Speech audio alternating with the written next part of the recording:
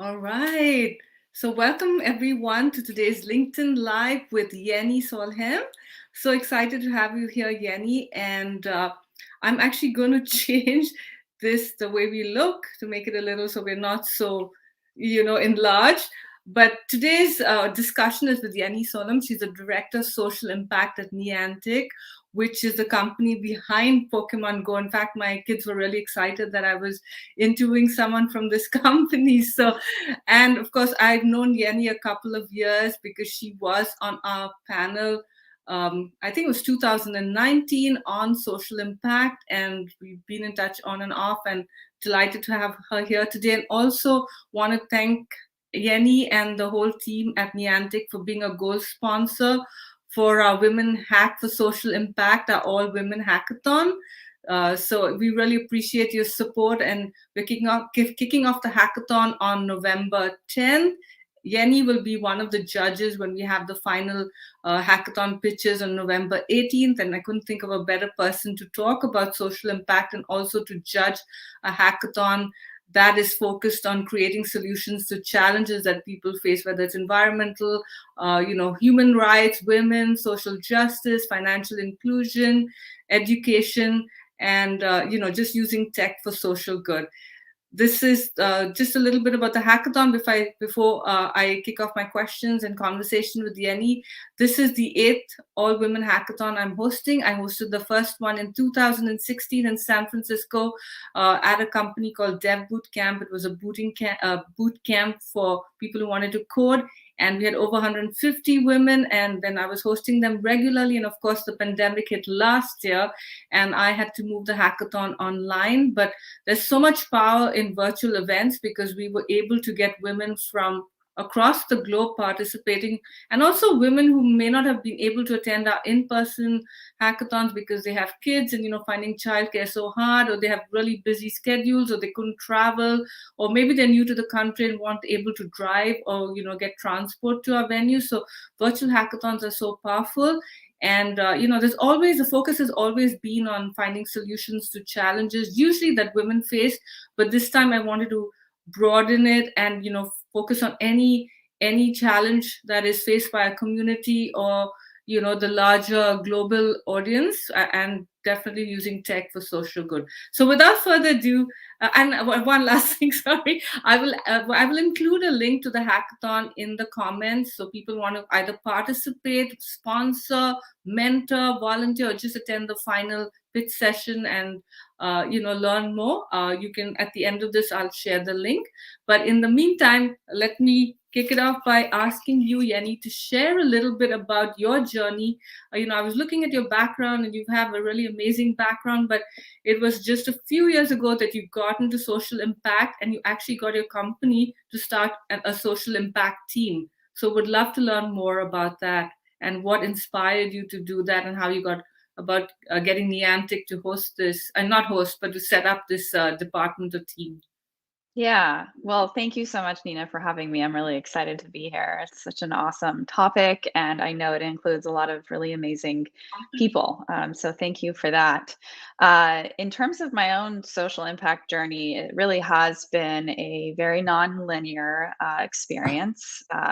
I originally started my career in renewable energy, and then happened upon a very discreet sounding role at Google, actually, to be an executive assistant to a VP there. That's all they told me. And what it turned out to be was the autonomous unit called then Niantic Labs at Google. And I was to support John Hankey, who's our CEO now. So I spent about a year supporting him, and then moved into partnerships and then marketing. In 2015, we spun out from Google and raised our own funding. And then I continued to take on these various marketing roles. And then in 2016, we launched Pokemon Go, which I think a lot of people know was very popular. And for me personally, it was a strange time because 2 days after we launched the game, I had my first daughter. So there I was, kind of sitting holding this new baby. I'm a new mother. We launched this game that we hoped would be popular, but kind of took the world by storm, and it was such a stunning experience for me. I was very grateful that Niantic takes parental leave very seriously, and so I had a very nice maternity leave, even though the team was overwhelmed with work at the office. I was able to take the time off, and so when I came back, I was really thinking more about, what do I want to do in this world that will help support my children and the next generation. And I think a lot of us think about that, as our Mhm. lives transition. And all along, the whole time I'd been at Niantic, I'd been really inspired by how people were impacted by AR games in the real world. So our first AR game, Ingress, launched, and we hosted these live events where players would approach us and say, "Hey, I lost 50 pounds because I started playing Ingress and I have to Mhm. walk outside in order to play them." Or I'm using Ingress to help manage my PTSD from serving overseas. And all of these just like really amazing stories that I Mhm. had never thought would be connected to games. And by the Yeah. way, I was never super interested in games, right? I didn't expect to be a part of games, but it Right. was that thing, that impact. And Right. so I approached John with the idea that we should create a social impact effort at the company that helps create value for the business and also Mhm. for our community, which is our players. Right. And he is a huge fan of that. That's really why he started the company, was to create games that had impact. And so I was lucky enough that he approved that, and we've kind of taken off from there. So we started the social impact team formally in 2017. That's fantastic. I just love that your whole journey and your story. And, yeah, one never thinks about how games can really help people, I guess physically and mentally. So that is really powerful. And, and how that led to you actually moving forward and creating a department around social impact. So, and I know that, other companies are looking at it, especially tech companies, gaming companies. So, what is some advice you would give for even individuals, even like, solopreneurs, small businesses? What's something that people can do to create social impact, whether it's through games or technology or just through their businesses and their way of life? Yeah, I think that's a great question. For me, and based off of our experience and what we've seen so far, taking the time to think about what it is that lights you up as a Mhm. solopreneur, or lights your employees up, or what is it about the company that has real actual impact in the community, and then kind of use that as your driving force. So for us, we build games that people literally have to move outside in order to play. And what that means is that folks are moving their bodies, they're potentially feeling better from a mental health perspective, they're noticing public art and history in their community, and they're connecting with others. And so, Niantic is positioned in a really natural way in terms of identifying what it is that is our impact. And then we kind of funnel all of our efforts to help support that broader mission. So I think focusing in on, what is it that's unique about your company, and then what can you as a group get really excited about, and taking those two pieces and running with it, it makes the whole journey quite a bit easier. Awesome, fantastic. And you've also done some other interesting things. When I was looking up, your name, Googling you, stalking you, you've written a book called Eva the Engineer, and you also, I don't know if you're still doing it, but you wrote a blog post called The Lily Honey Life to help women in Korea. So do you want to talk about both those? Because I thought it was really interesting that, you and I'm that you had the time and you wrote and published this children's book. And when I know there's so much focus and push on getting more girls into STEM and encouraging girls and women to be engineers. Just before I have you on, respond to that, my dad was so keen I study engineering, and my dad's an engineer, my uncle's an engineer, my brother's an engineer, so he wanted me to be an engineering. I tried, physics, math, it just wasn't for me. But I and that was when it wasn't very common when I was growing up, to for girls to get into engineering. I always thought my dad was ahead of his time, in that sense. That, and so when I saw this book, I was like, that is so cool. Maybe if I did read that book when I was younger, maybe I would have been more, keen on engineering. I don't know. I just didn't. But there are so many girls and women out here, and last week I did a LinkedIn Live with Megan Lowe, and she grew up in Hong Kong, and she was telling me how in school, high school, and college, for girls, the focus more was on doing courses like cooking and homemaking and home science. And also in India, that was a very popular course when I was growing up, where you studied home sciences and learned how to be a good homemaker, and then you got married after you graduated. So engineering, she was saying, was not very popular in Hong Kong. And also I spoke to another sponsor of our hackathon, Anjana, who works for Checker, and she was saying how there are so few women in engineering. Like, she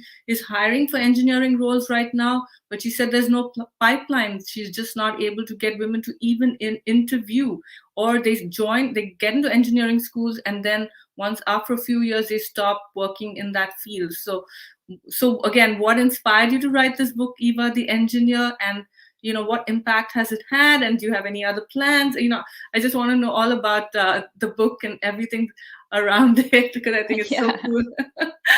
Thank you. So the blog, which was kind of the original, copywriting experience that I started, that really actually came about because I wanted to gain some experience in building websites and creating a social presence as a way for me to convince our now CMO to hire me onto the marketing team. So, I was basically looking for ways to gain experience outside of my existing role. And I kind of identified, what types of skill sets I should have in order to join that team, and realized it was kind of a grouping of various marketing experiences. And then I just focused the blog on what interests me. And then the book itself, really is inspired by my kids. I was getting ready to become a parent when I was writing that book. And what inspired me is that I was not good at math in school, or at least I thought so.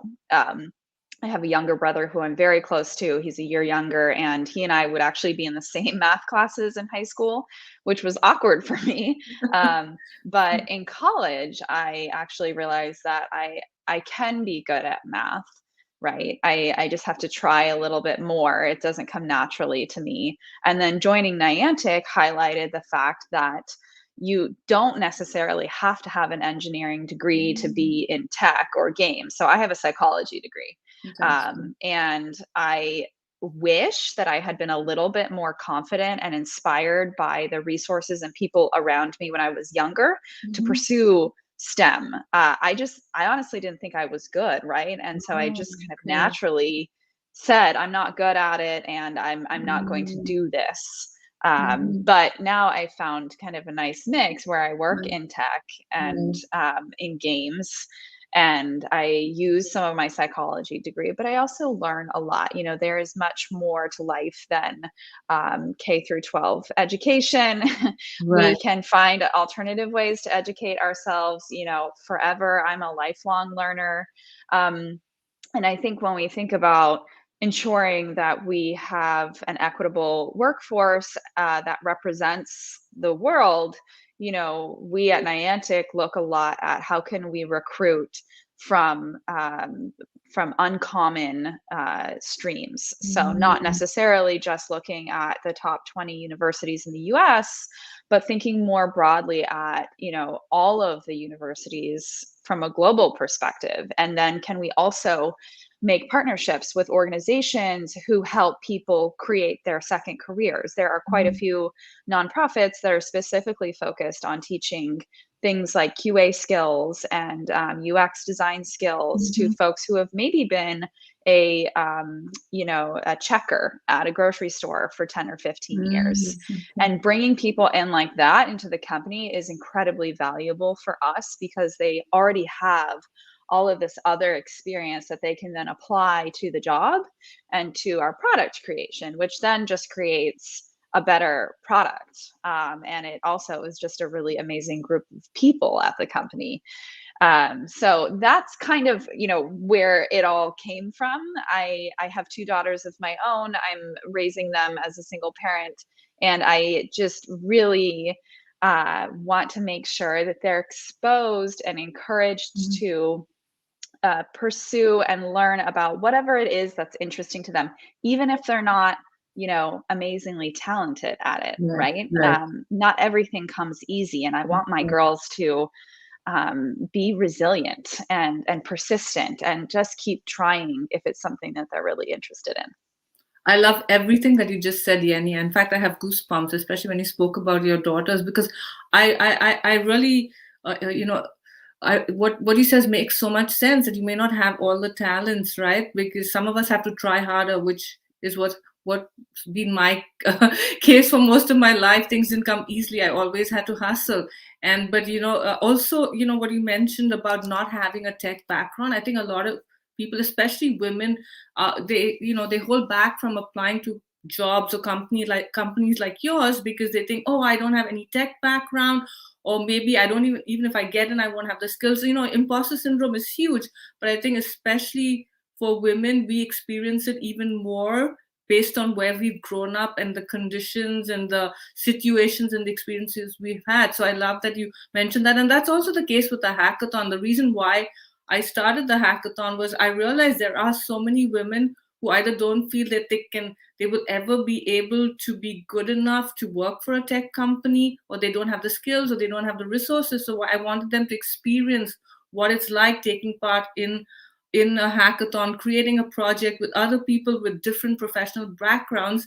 And even if your final product, it's usually a MVP, a minimal viable product, but even if when they complete that, it may not go off to the next level, but they leave with all those skills and that confidence that I can do something, that I am capable. So everything you just said, and your own journey is testament to that, right? Because you said you didn't have the math background, or you didn't have the math background. You had the background, but you just felt you were not good enough, maybe because you compared yourself with your brother, and maybe there was imposter syndrome playing there, because when you compare yourself, that's when that little voice in your head is telling you, no, you're not good enough. Who do you think you are? You don't deserve to do this. And I love that your company is embracing people, as you say, not just from the top 20 universities, but other schools, and also from boot camps, because I just think that's how we can get more people involved in tech and use tech for social good, because when you bring in people with other experiences and backgrounds as well, I think it adds so much value. And maybe that's why your company is so successful, because you have this focus on, and this is where diversity comes into play, right? Because when people talk about diversity, it's also diverse professional backgrounds and experiences. And so do you want to touch a bit upon diversity and inclusion, and how that plays a role in your company, and how other companies can do that, but also with focus on social impact, and creating this world where more people can be inspired and empowered and prosper? Yeah, absolutely. So we have two independent teams at Niantic. One is the social impact team, and one is diversity and inclusion. And there's certainly overlap between the two of us. At Niantic, we think it's incredibly important to ensure that we have as diverse a set of employees as there are people in the world. And that is, of course, a challenge, but it is a long-term commitment from our perspective. And it's really not just a diversity and inclusion team responsibility, it's really a company responsibility. So they drive a lot of efforts. They partner with lots of different nonprofits and organizations, and also support our recruiting efforts and internal programs to make sure that when we hire diverse candidates, that they have all of the same opportunities and resources and support to stay and thrive at Niantic. And then on the social impact side, we have committed to ensuring that we measure, understand, and track the diversity of our partners. So, for example, we will take a look at the senior staff of our nonprofit partners and understand what groups they represent, and then holistically take a look at what communities they're serving. So in 2020, in the midst of the pandemic, we made a very significant commitment to the Black Lives Matter movement. That is a super long-term view. It's a long list of things, and anyone can go check it out on our blog at nianticlabs.com. But one of the ways in which we decided to commit to this is to form a diversity and inclusion council, which is made up of a variety of folks from across the company that meet on a very regular basis and find ways to ensure that we're addressing diversity, equity, and inclusion on an employee basis across our products to ensure that we're thinking through a lot of different dynamics, and then across our player base, which is around the world, right? We have millions of players who represent so many different kinds of people and communities. And so the more organic and holistic we can create in terms of the Diversity Council, the better we can make our products. So we try to make sure that, you know, all of those employees represent, for example, different teams at the company, different backgrounds, different experiences, and can really lean in and help support those efforts. You know, it's a work in progress, and we believe that not only, like I said, is it a company and individual responsibility across the organization, but it's long term. This is ongoing, right? There are lots of different groups that have been marginalized in the past, and that we need to continually hone in on and better understand, you know, what is it that we can do internally to improve, and then externally to improve. It's not just kind of a post a black square and be done with it. I think it's just constant improvement, and honesty when we look at ourselves and when we consider our player base. Fantastic. And thank you. Thanks for sharing that. I know you're hiring for certain roles, you know, you mentioned, so we could share the link at the end. You could share it, not here, but, you know, on the LinkedIn Live page at the end. But if you just want to briefly talk about the roles you're hiring for here, because this is also playing on our careers Facebook group. Right now, we have about 7,000 people on our Expat Women Career and Job Seekers Facebook group. So there might be people watching now that are interested. So would you mind sharing about the roles? Absolutely. So first I will say we have a lot of open roles. So there are tons, and I will share the link to that after this broadcast. And then we also have about 9 offices around the world. So we are headquartered in San Francisco. We also have offices in Bellevue, which is just outside of Seattle, San Francisco, like I mentioned, Sunnyvale, LA, Zurich, London, Hamburg, Hyderabad, Tokyo, Wow. and Hong Kong. So I don't know how many offices that came out to be, but we have a lot of them. And I think a couple roles that I'll highlight is that we just opened up our summer internships for next year. So I would definitely recommend applying to those. And those are open in quite a few locations. We've also got some really awesome, fun roles on the production side. So working on some of our newer games. We obviously have our public facing games, and then we've got a bunch of new games that we're working on internally. So that's it's an exciting role. Yeah. And then from a product perspective, we have a lot of product manager roles, especially around our platform, which is called Lightship. And that platform will enable third-party developers to come in and create their own AR experiences in the real world. We're very focused on in the real world, and not necessarily, you know, in a dark room by yourself kind of thing. And then, you know, we've got a lot of non-technical roles too, right? I mean, in order to run this company, we need lots of different people, everything from legal to finance to people operations to social impact, and marketing. And, you know, I would say that if you're interested in one of the roles, certainly feel free to ping me directly, but also just apply, just go for it. Right. There are a lot of opportunities out there. I never thought that I would be hired into an EA role to support John back in 2011. And actually, it's not the role I applied for. I applied for a different role, and the recruiter called me and said, "Do you think you'd be interested in this other thing that we haven't yet like posted? Because this is like a weird role. Like it's an experimental unit." So I'll post all of those in the chat afterwards, but lots of roles. And we really want to encourage everyone to just go for it. Come on in. Thank you. And I like what you said, because people just assume, again, I'm coming back to this, but it's a tech company. So if I have like a product management or social impact or maybe finance background, I can't apply to that company. And, again, it takes all kinds of roles to bring a company together. And I can see based on what you've shared that your company also lets people move across, professions, which I really love, because you can start off in one role and then move into something else.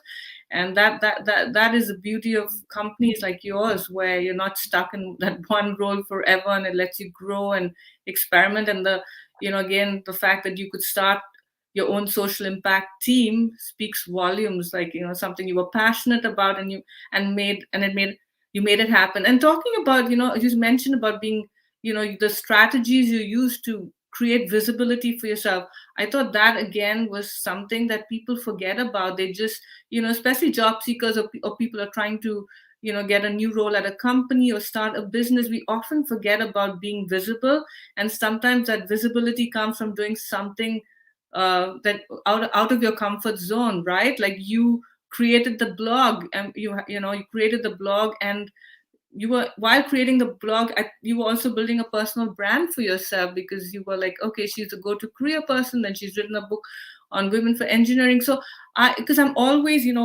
my mission is to help women unleash their inner potential. We all have unique skills, and I have a network of over 13,000 women in the Expat Women platform, and I find so many women have not so many, every one of us has unique skills, but so many of us are so nervous and don't feel good. Again, it comes back to the imposter syndrome, right? Of being afraid of, we have these ideas, but we're afraid of showcasing them because of what will people say, or we feel we're not perfect as yet, or we have maybe, single parent, or, or you have a bunch of kids, so there's so many things that stop us.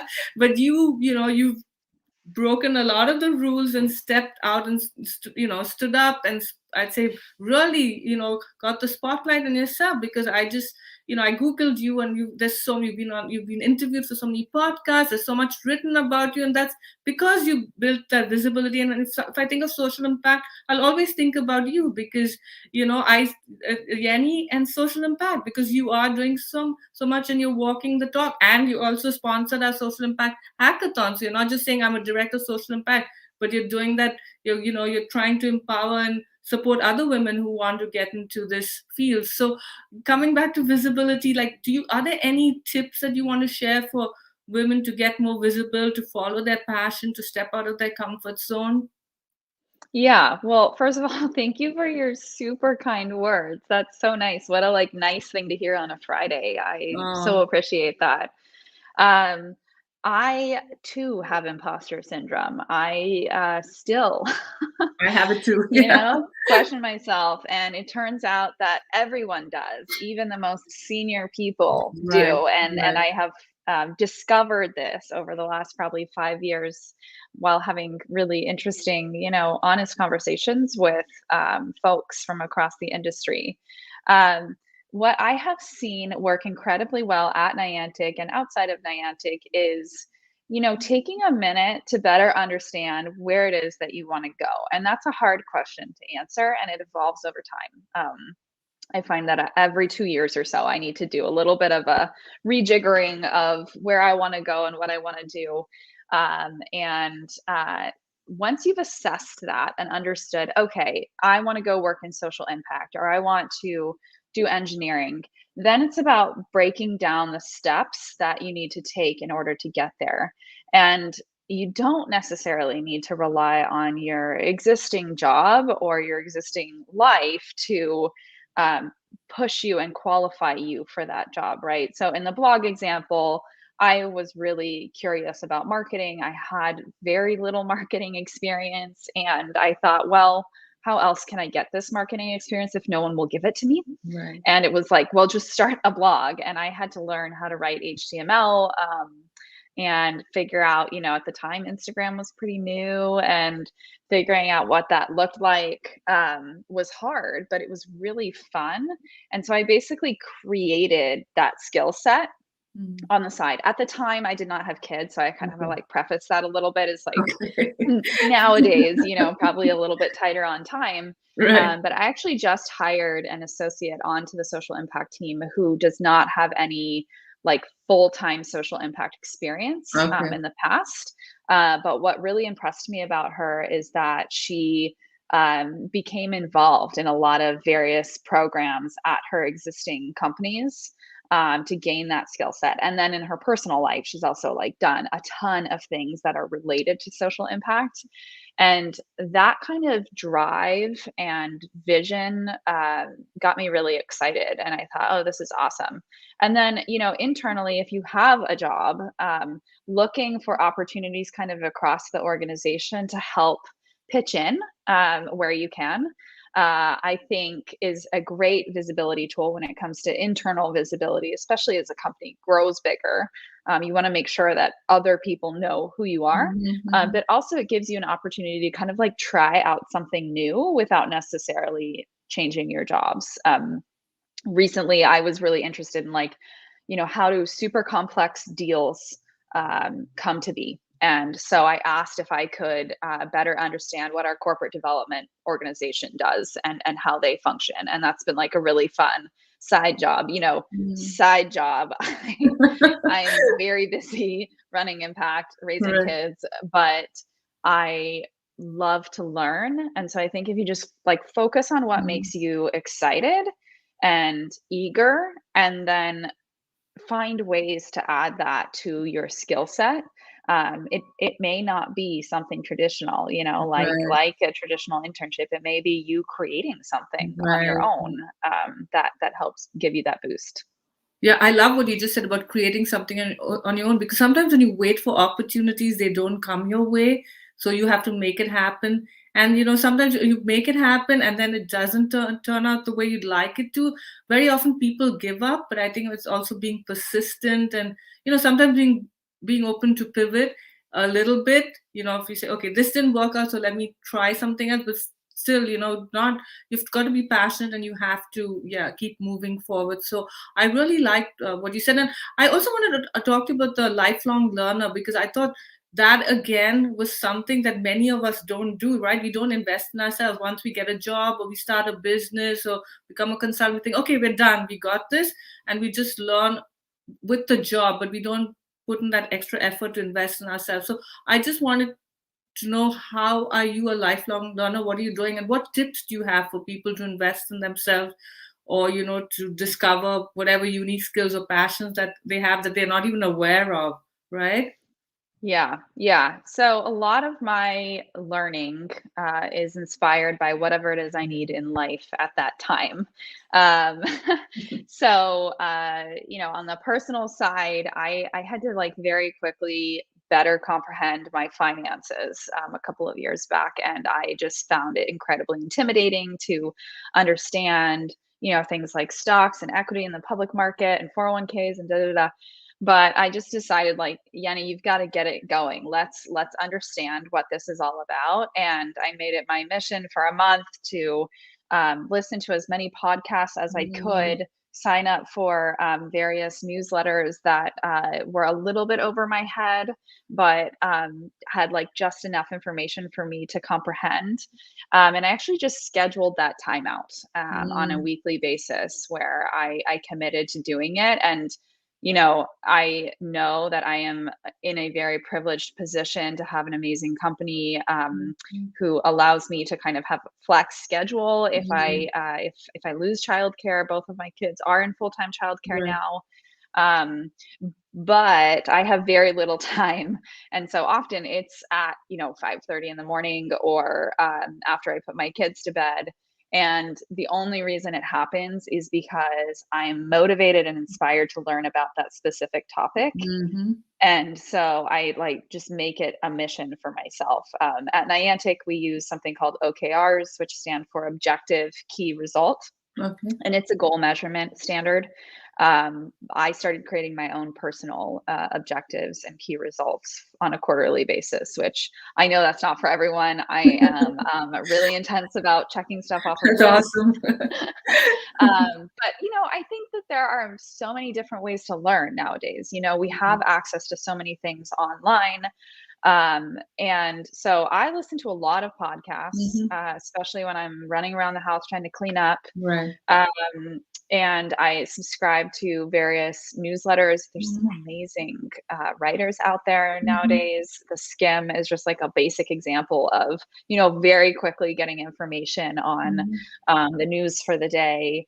I do try to read. I did an experiment in January where I replaced all my TV time with reading time. Oh, wow. I know it was hard for me. I'm tired at the end of the Very day. impressive. All I want to do is watch TV, but I read 11 books. Wow. And were these fiction or nonfiction or what were A they? combination. I can't do I really like business books, but I can't do that all the time. I get burned out. So I need to read, some very lightweight, romance fiction kind of intermixed in there. But that was a light bulb moment for me when I thought I had no time.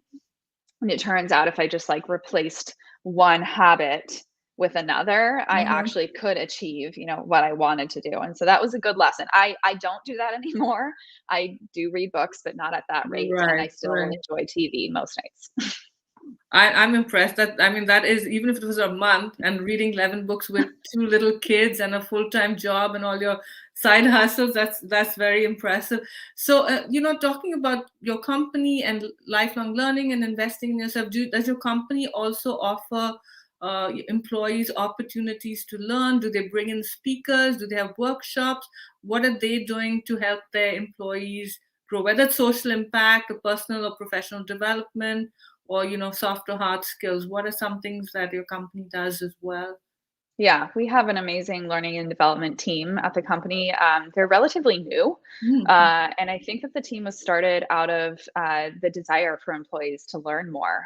So we've got, a bunch of tools and educational platforms that employees can use to broaden their skill sets.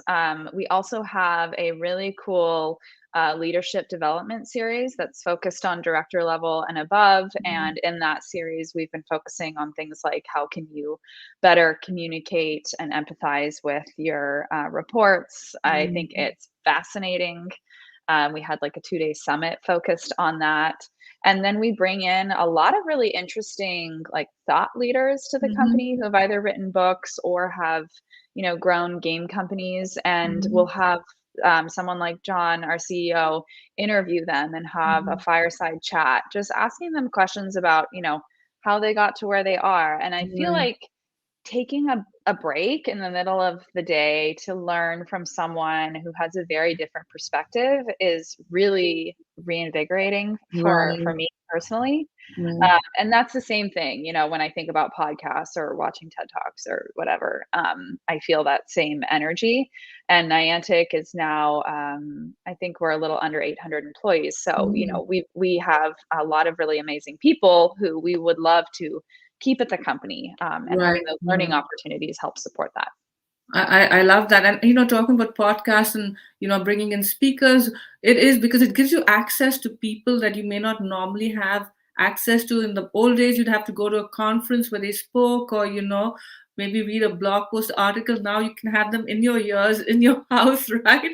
In your AirPods while you're cleaning or going on a walk. And it's just amazing. So I too, listen to a lot of podcasts, and I've learned so much it happened especially during the pandemic, where I had more time and I'd go for more walks, actually to take a break from my kids because they were all being homeschooled, and I was like, Right. I need to get away.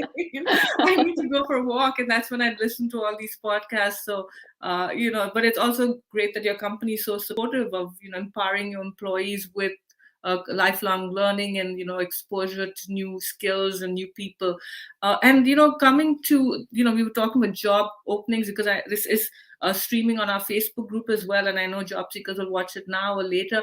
Like, what are some tips you would give for people who are looking to apply for jobs, generally at your company, or specifically with respect to social impact? Like, what are some strategies? Because things are changing now. It's so much is remote. We're talking about visibility, personal branding. What do you look for? Like, how can someone stand out from the rest of the crowd when applying either to Niantic or any other company, or for a specific role? I know that's a long question, but I hope you got the gist of it. Yeah, no, I do. And because I just went through the hiring process, I have some things that kind of came up that really stood out to me. So we had, 600 plus applicants for this one role in social impact. And I think Wow. part of that is just the fact that the social impact space is growing so much. Right. What's really interesting is that the majority of people don't have social impact experience yet, because again, it's so new and there are so few roles. Right. What really stood out to me are two things during that process, and I've seen it as I am a cross-functional interviewer for other teams as well. One is to write a quick, brief cover letter. I'm not talking a full page. Right. First of all, no one has time for that. Second, the hiring manager doesn't have time to read that. But very quick note about the enthusiasm for the role, and as a way to highlight, why you might not have experience in this, or why you have a gap year in your career, or anything else like that. Like, I came across a couple of resumes that didn't align with what I was looking for, but then I read the cover letter and it helped explain why they were making that leap, and then I took an interview with them. So that would be one thing, is I feel like that really stands out. And then second is taking, the time, a small amount of time, but the time to better understand what the company and or that team is about. So Niantic's social impact initiatives are very different than most CSR programs, I'd say. We just look at it differently. And then Niantic as a whole is incredibly focused on encouraging people to explore the world together, right? And so if we have someone come in and interview and talk about how all they like to do is stay inside on their VR headset, and they don't really like to socialize, and they don't understand like why you would walk to certain places if you could drive, like, probably not the right fit. And so it has surprised me the number of times people have probably not fully comprehended what we do, just at a basic level. Makes so I'd sense. say like those two things are important. Those are very valuable and very useful. And since we are on LinkedIn, I'm just curious, do you look at people's profiles on LinkedIn as well when they apply? And if you do, what do you look for on their LinkedIn profiles, and what can they do if they're not doing it right now? Yeah, we do. So in our application process, there's an opportunity to put in your LinkedIn profile. So I have, used our internal tracking system to very quickly look at LinkedIn profiles. For me personally, what I'm looking for is getting a quick understanding of what it is that they do. Not a paragraph length synopsis about what they do, but like one or two bullets or a sentence or something that can help me better understand what product manager at X company means, and how it relates to me. And then I also look at, other groups and associations or volunteer experiences they include in that profile. LinkedIn isn't the end all be all, but it is a lot harder to comprehend how someone has built something around their own personal career if they don't have a LinkedIn presence, or maybe they haven't updated it in 3 years. So we use it all the time. Okay. We look at it very regularly. Thanks for sharing that, because I do encourage women in my network to use LinkedIn, because LinkedIn is searchable, right? So it is Yeah. kind of your personal website. If you Google someone's name, even if they don't have anything else written about them, then if they have a LinkedIn profile, it will show up right at the top. And then if there's like, sometimes there's no photograph, or there's no nothing about Right. them, or as you say, it's very outdated information, it may go against them, even if they have a brilliant professional background. But if you see someone who has a great LinkedIn profile and a good resume, you're more likely, I guess, to want to connect with them. And the same with me, when I want to connect with people, someone sends me a LinkedIn invite and there's no photograph, or nothing much about them, I'm like, I'm not sure if I want to connect with this person, and I don't see what we have in common. Like, there's no personal invitation. And that's coming to your point about the cover letter. The cover letter reminds me in a way of a LinkedIn personalized invite, where you're telling the person briefly why you're connecting with them, on your case, why you're applying for the job. Like, it should not be like your resume all over again on the cover. I know some people just write whatever's in their resume Right. on the cover letter, right? And that's I think that's the last thing that hiring managers or recruiters have the time for. So I like what you said, where it's brief and really gives you a sense of what the person does and why they're applying for the job. And then also, as you mentioned about researching the company, I mean, like, if and also researching the person who's hiring you, if you know who it is who's in, I'm not Right. hiring, who's interviewing you, like if they know you're interviewing them, I mean, it's so easy to find out more about you. Just Google your name, and you could even bring some things up about you, in the interview. So that is so important. And I hear this complaint from a lot of recruiters and hiring managers. People blindly apply to the job, and they're also wasting the person's time. So thank you for sharing that. And we are almost out of time, so my last question to you is, why did you decide to sponsor the all women hackathon, Women Hack for Social Impact? Like, what was what why? That's my question. I know I'm adding more to the question. Why?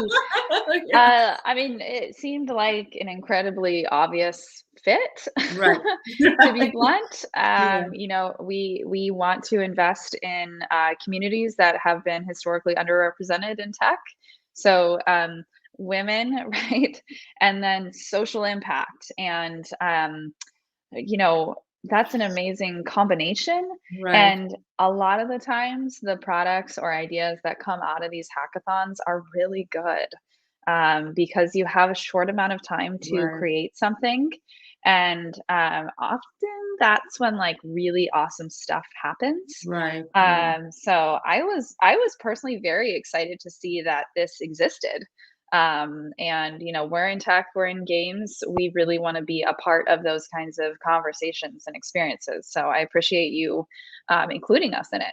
Thank you. No, and I appreciate you again supporting us. As I said, in social impact, and I think of you because I remember you from our panel discussion. So, like, I need to reach out to Yennie. So, and as I said, then I looked you up and I was like, wow, she's really involved. I had no idea that you had started this, team, and then written these books. And actually, I do have one last question about your book, your Eva the Engineer, because again, I'm fascinated by anyone who writes a book, gets it published, and something that kind of aligns with what you're doing. So is the book available right now? When did you write it and publish it? Did you just, again, there might be people watching who are interested in writing children's books, because again, we're telling people, get out of your comfort zone, follow your passion, do something. And I know so many people now are writing books or wanting to write books, because the pandemic gave us time to, like, look deep within us and then share our skills and what resonates with us, with the world. So just briefly about your book.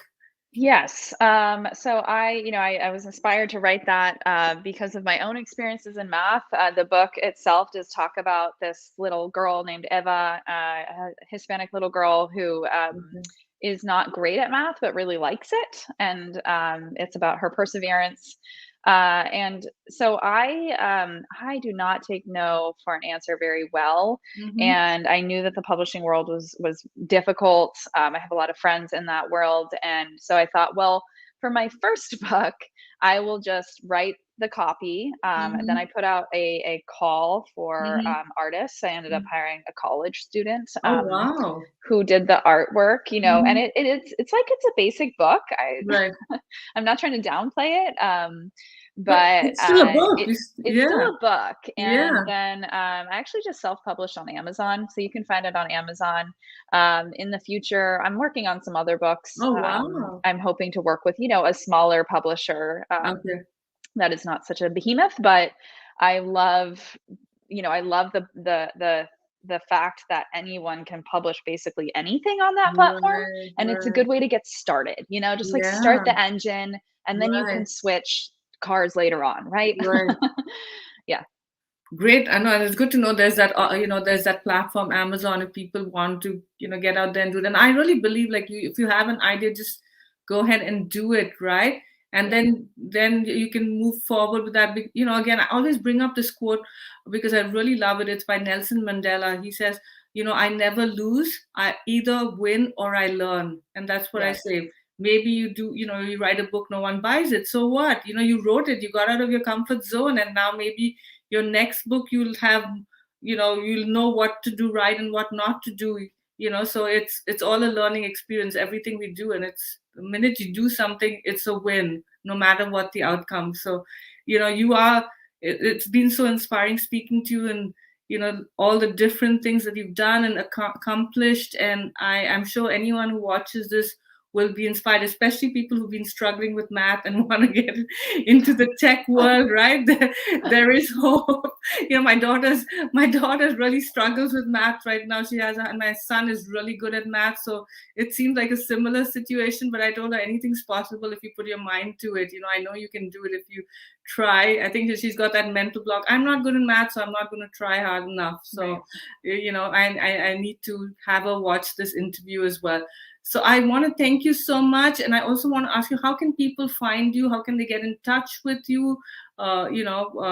Anything that you want to share, and any final thoughts or tips before I end this conversation?